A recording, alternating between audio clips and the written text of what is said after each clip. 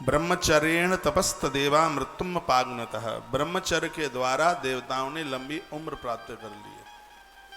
कितनी लंबी उम्र प्राप्त कर ली है? 71 मनवंतर तक ब्रह्मा जिंदे रहते हैं, इतनी उनकी उम्र है। इंद्र ने बहुत लंबी आयु प्राप्त कर ली। अश्विनी कुम्हारों की इतनी ज्यादा उम्र है, इनके पास में संयम है। तो वर्णन किया गया है कि ब्रह्मचर्य के द्वारा मृत्यु पर विजय प्राप्त कर ली जाती है।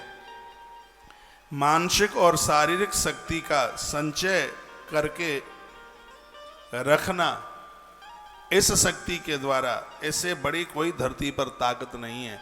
ब्रह्मचर्य जीवन जीने वाले लोग मृत्यु के ऊपर भी विजय प्राप्त कर लेते हैं। सतयुग में महापुरुषों की, लोगों की 1 लाख वर्ष उम्र थी। ये सब बनावटी बातें नहीं है। त्रेता में राम जी के जन्म पर महाराज की उम्र 66,000 वर्ष की थी, दशरथ राजा की 66,000 वर्ष की। उस समय आदमी बहुत संयमी था। ये बात इतनी अच्छी कही है, इतनी बढ़िया कही है कि ब्रह्मचर्य में समाहित होने वाले लोग मृत्यु के ऊपर भी विजय प्राप्त कर लेते हैं। ब्रह्मचर्य के अर्थ और उसके महत्व को हर स्त्री पुरुष को समझना चाहिए।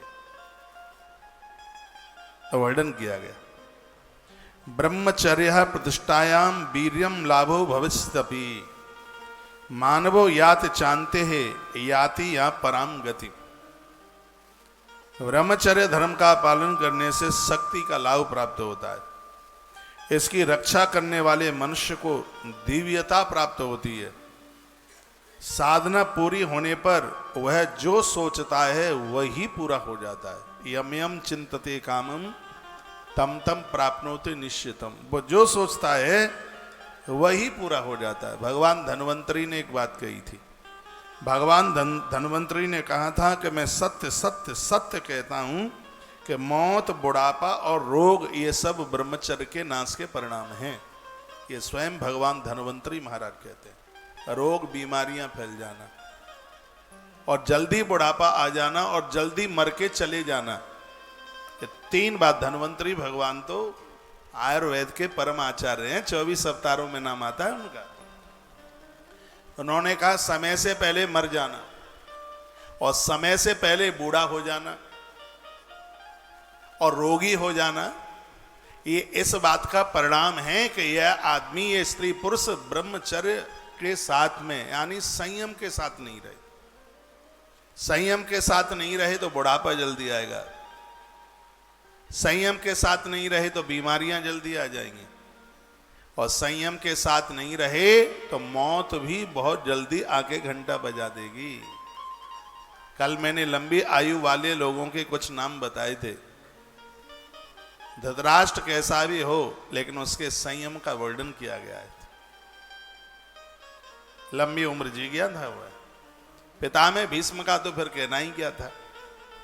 तो क्या सुंदर बात भगवान धन्वंतरी कहते हैं। वो कहते हैं, उन्होंने कहा 3 बार कहा है धन्वंतरी ने, मैं सत्य सत्य और सत्य कहता हूं कि समय से पहले बुढ़ापा, वृद्धावस्था, रोग और मृत्यु, इन तीनों का आना, मृत्यु, रोग और जरा अवस्था, बुढ़ापा, ये तीनों के तीनों, इसका मतलब है कि उसकी शक्ति का नाश हुआ है। वह अपनी साधना के साथ जीवन नहीं जिया, इसलिए बीमारियां फैल गई। और भी बड़ी बातें कही गई हैं। आचार ब्रह्मचर्येण ब्रह्मचारिणान्विक्षन्ते।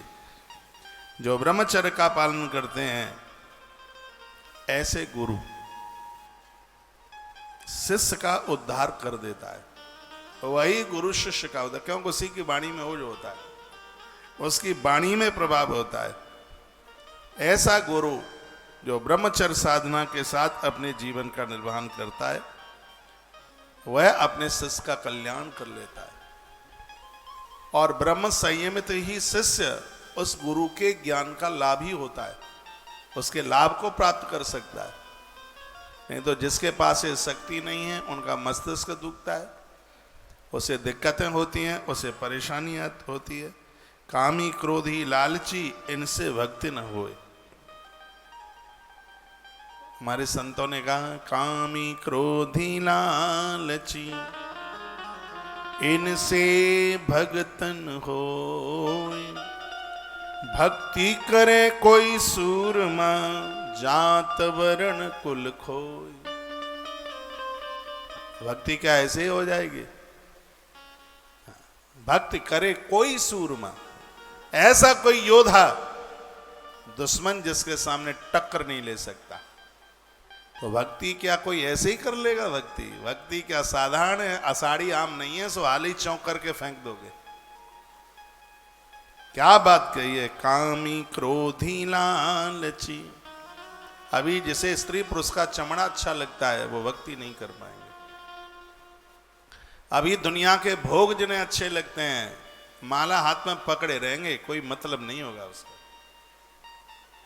भक्ति के लिए तो ये सब चीजें खोनी पड़ेंगी। तो जिनको अभी वासना कामना है, कामनाओं की तृप्ति नहीं है, कामी हैं, संसार के भोगी बिलासी हैं, वह भक्ति नहीं कर सकते, नहीं और नहीं कर सकते। कामी क्रोधी लालची इनसे भक्ति न होय, भक्ति करे कोई शूरमा जाति वर्ण कुल खोय। भक्ति तो वो कोई पहलवान वो कर पाएगा